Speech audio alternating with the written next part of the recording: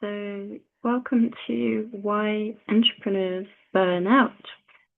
So we're going to today talk about why many people suffer burnout. It might not just be because you're a solo business person or an ADHD entrepreneur.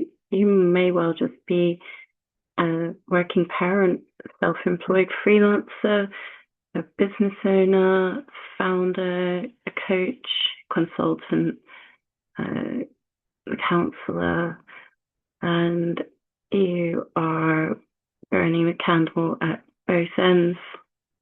And generally, this advice applies to anyone dealing with burnout.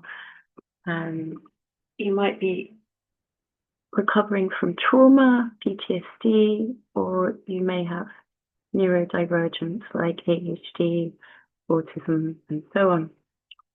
And so all of these overlap, and basically the outcome is very similar symptom. And whatever your life situation, burnout is a Western lifestyle epidemic and hazard woven into the very foundations of Western and entrepreneurial society and culture. And what's worse is that we are living in a society where it rewards burnout and workaholics and doesn't really acknowledge the health and mental health dangers of burnout. So it's very easy to end up in this trap, and the intrepid mindset of you're not working hard enough, if you're not falling apart, is really wrong. And in places like the US and UK work culture, it's the unspoken mantra, a badge of honor, where our culture quietly applauds the martyrdom, the 3 a.m. hustle, and the Instagram posts about sleep when you're dead. Burnout is an invisible, slow leak of the soul of the overcommitted or those who spread themselves thinly, their energy thinly over a broad area. And unfortunately, most people are being forced to live this way just because of the world we live in. In order to survive, rejecting any time invested into cultivating peace of mind, rest, or rejuvenation for the body, mind, and soul. This is generally rejected and frowned upon, which is completely illogical. If you're an entrepreneur, you're probably known for not sleeping at night because you're working through the night, you're burning the candle at both ends, and you're not answering your emails or your phone pings, and you really dread Mondays, and generally replying to any emails or dealing with any important work is something that triggers a primal scream. So you're struggling even more with burnout because you're also now overwhelmed beyond the normal overwhelm that ADHD people deal with, and PTSD sufferers deal with as well. So it's a subtle dread that seeps in when you consider your calendar for tomorrow, next week, and you realize you've got no room in your schedule or your mind to fix those ever bleeding holes in your leaking personal life and business life. And society pretends it's normal, but it's not. And chronic burnout is a major crisis disguised as a badge of honor, as I said, in a very dysfunctional system. And it's decimating creativity, work, and personal relationships. And most insidiously, the very drive that made you take the leap of working independently, running your own business in the first place, which was initially to enjoy your freedom and autonomy and to choose when you could switch off. And now you probably despise your business and wonder why you ever started and really what is the full purpose of life.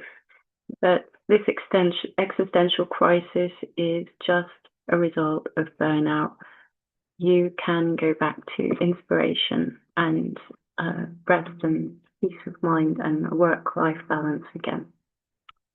However, right now, you're probably feeling that the true impact is a spiral to eroding personal relationships and family life, and several physical and mental health consequences as a result is something that you're beginning to see the signs of, as well as losing the reins of your life.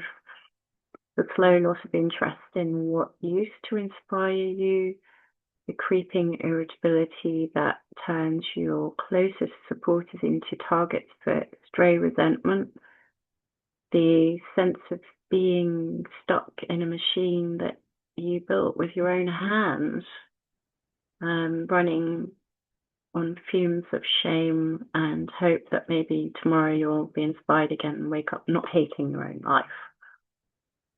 And this is where most people find themselves when they are suffering from burnout. It's one of the most self-sabotaging things we can do to ourselves and our business and our life. And why? Well, rest isn't a luxury, it's a requirement for sustainable productivity. Rest is part of productivity. And we need to start treating rest the same way as we treat exercise. You're continuously told to mark a space for exercise in your week. At the same level, you should be continuously told to compulsively mark out those areas for rest as a non-negotiable part of a healthy, productive lifestyle, because rest is productivity and part of productivity in a sustainable way. So to make this work, we have to get rid of the bad habits when managing our lives and build firm systems and boundaries that prioritize regular rest and personal time for joy and peace of mind and just general joie de vivre in your life, bringing that back weekly, intentionally and without guilt. In a culture that's obsessed with speed, efficiency, and constant output, especially under the growing weight of AI, we are losing the space for joy, our humanity, reflection, connection with one another, and connection with nature, which is the only pathway to recovery. So the first step is to understand that rest is not the enemy of productivity. It's the foundation of it and the necessary part to sustainability, balance, and holistic living. So by fiercely protecting time to recharge in this type of work culture, we're investing in our long-term physical and mental well-being and fostering a much happier and healthier, balanced lifestyle while mitigating burnout. We're taking care of our heart and our essential organs, our kidneys and our adrenals. And we're also making our work more sustainable, creative, impactful, and giving ourselves the ability to achieve far more in the long run. So most of my trauma recovery clients or ADHD entrepreneurs that I've worked with experience the same symptoms and feelings and emotions. And they're not lazy, they're not flaky. They're some of the most brilliant people, brilliant creative people on the planet. However, they're trapped in a cycle where their comfort is in the old habits that are keeping that energy leaking through the holes of their own destruction and bad habits and bad self-management. So they may have built an ingenious business or beautiful things, and if they continue the way they are just torturing themselves in a fit of frustration or self-doubt, overcommitting, over-delivering, and then under-functioning when the burnout bill comes due. I know this very well from my own personal experience, especially from my 20s to my 40s. And what does it look like? What does burnout look like in real life of an ADHD entrepreneur or somebody who has PTSD as well and they're trying to work or run their own business? Well, hyperfocus, 12 hours a day without breaks. You might write code, you might be writing a project or doing project management or running your own business, and you just continue to keep going until your hands shake and neglect self-care. You forget to eat, you forget to hydrate, drinking plenty of water, you don't do that. You don't sleep and you don't move your body. So your body ends up staging a revolt and you're forced to lay down or falling asleep at the keyboard. And this means that your body needs longer recovery time. So this is also part of the reason why it's not sustainable, because if you carry on like this, you need longer periods to recover and your body is constantly running on empty, so you can't be as productive. And when you do allow yourself to rest, because it's not consistent, productive rest or sustainable, your body is constantly in a kind of cortisol, adrenal, up and down, spiking, crashing system. And you will be doing a single crash that might wipe your whole week out. And you have guilt from that. And then you do another all-nighter, work stint, and then the cycle repeats with coffee, sugar, cortisol, dopamine hits, continually unhealthy habits to prop up the adrenals. So you're wiping out your own creativity. It turns into overwhelm, cynicism, and paralysis instead of passion. And you start to resent what you're doing. So that's why you might ask yourself, why do I keep torturing my own system? Why does it seem like I can't be consistent? And you're not alone. You're running a different operating system, and most of the world is giving you the wrong manual. So the first step is to recognize that you're in this dreadful cycle. And if you're listening to me, that's a good thing, because you're recognizing that you have this cycle, this pattern. However, the general standard advice is, just take a vacation, prioritize self-care, try time blocking. However, the reality is we can't just hit the brakes and coast till the brake pads burn out. That's not sustainable. And it just continues the negative habits and feeling like a failure because it's not working, and it only deepens the shame. So, I'm speaking from my own burnout trenches, and as a ADHD project developer and entrepreneur, as well as a writer who's done all-nighters. And one thing I know is that more productivity hacks will not work, and you need a system for protecting your energy, one that is built especially for your own particular lifestyle, your own particular brain, and not the one that you think you should have, as there's no such thing as a cookie cutter, one-size-fits-all system.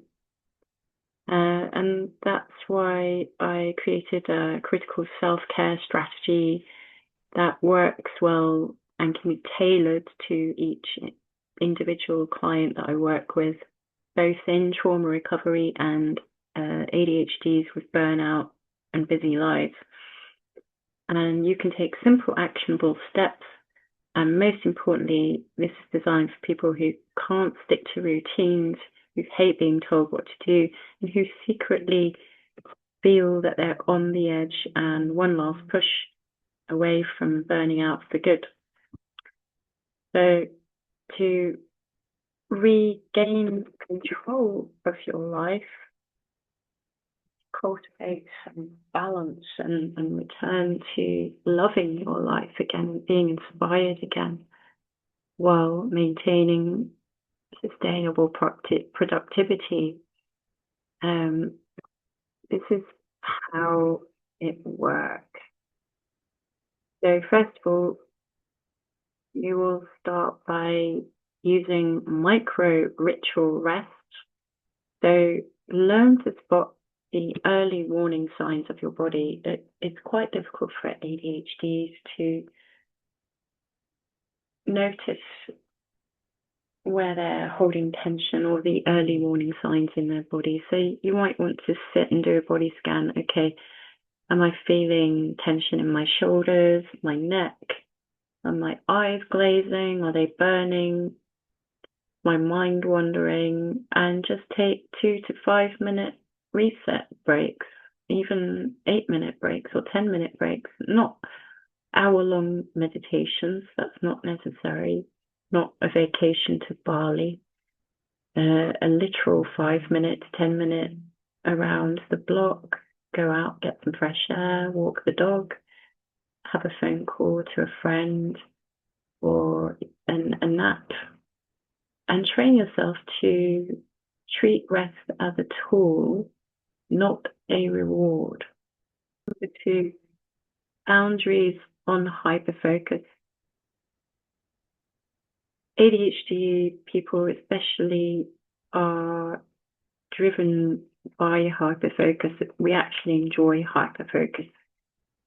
But if we know that our brain goes all or nothing, it's a good idea to build in some automatic system breakers, circuit breakers, just to interrupt that and give your brain some rest. Even if you feel like you're on super mode, you need to rest your brain. So set alarms that force you to look up every hour. Use browser extensions to lock you out after a certain time. Use an egg timer. It's very useful because if you use your phone, you might forget to use your phone because most people are constantly on their phones anyway, and they don't tend to use their phones for these things. So it's best to have a separate thing altogether, like an egg timer. Tell your accountability buddy to text you at 2 p.m. and ask what you've eaten, or to check in with you to remind you to eat or drink some water. So number 3, name and tame the burnout triggers. What are your burnout triggers? So make a list of the tasks and clients or situations that mostly send you over the edge or give you a paralysis or overwhelm. And instead of trying to get tougher, see if you can delegate, automate, or eliminate one of those every week. I also have various systems and ways of approaching that myself. One I call Eat the Frog, and I save that for my coaching client session. And number 4, ask for support before you need it. Nobody can read your mind.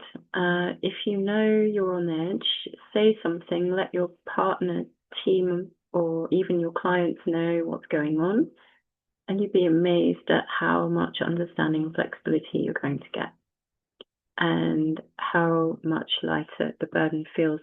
Plus, I think it's a good idea if we create a space for this to normalize the fact that we actually have to prioritize rest and let people know about it. You've got to not normalize burnout, but normalize having a balanced life and prioritizing rest, just as you prioritize going to the gym.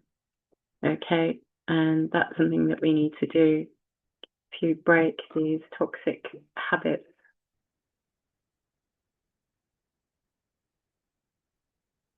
So redefine what success means. Success doesn't mean measuring yourself by whether you land your next client or hitting your revenue target or posting every day on a social media site. Redefine your wins as something that more of value, as in every day, as in any day, you end with your nervous system intact and you're creating steps to a healthier personal and work life. You're making priorities for your family, the ones you love, not just rest, but spending time resting and enjoying just simple life with the ones you care about. And make showing up for one meaningful task a day your new minimum viable effort, and celebrate the small, quiet victories. Celebrate beginning to prioritize peace and rest and doing things that you enjoy as well as work.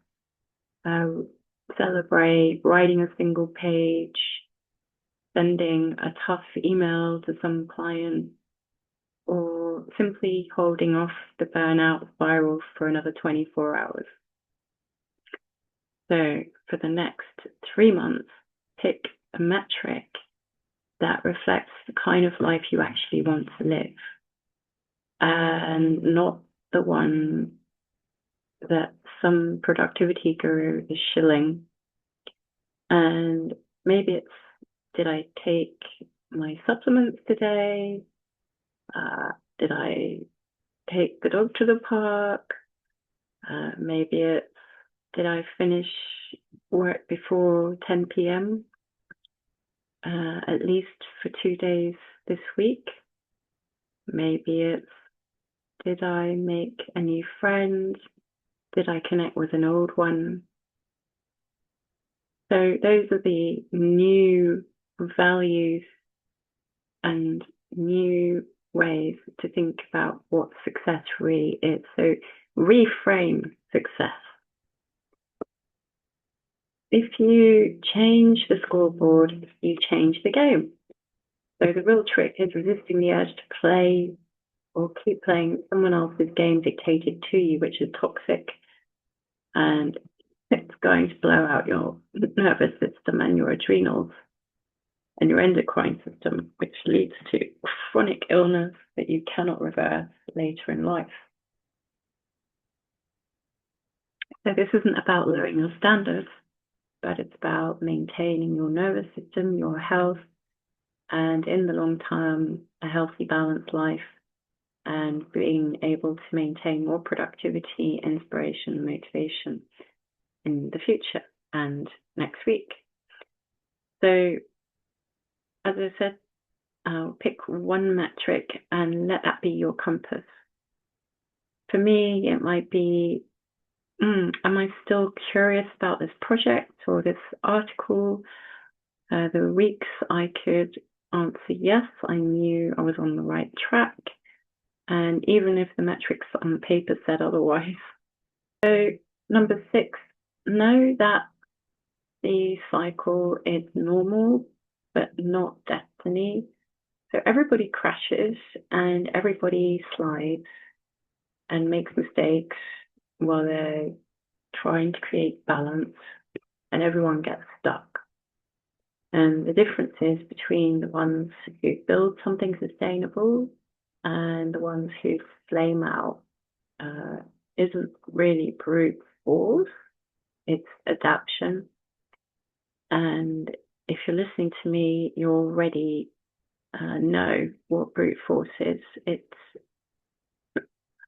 What's harder is learning how to forgive yourself, to reroute, to rewire your brain and start over and start over and start over and keep implementing new healthy habits, a new routine that's sustainable. And that is key, consistency with a new healthy habit. So that way you can build your business back up again, your day, your life, your energy, your health routine, and your life like you would if you were coaching someone you cared about. So you're learning to coach yourself with flexibility, with mercy, with a sort of wry humor about the inevitability of falling on your face sometimes, because you need to give yourself that leeway. There's no such thing as perfection. We're all human. We all need to give ourselves our humanity and laugh about it.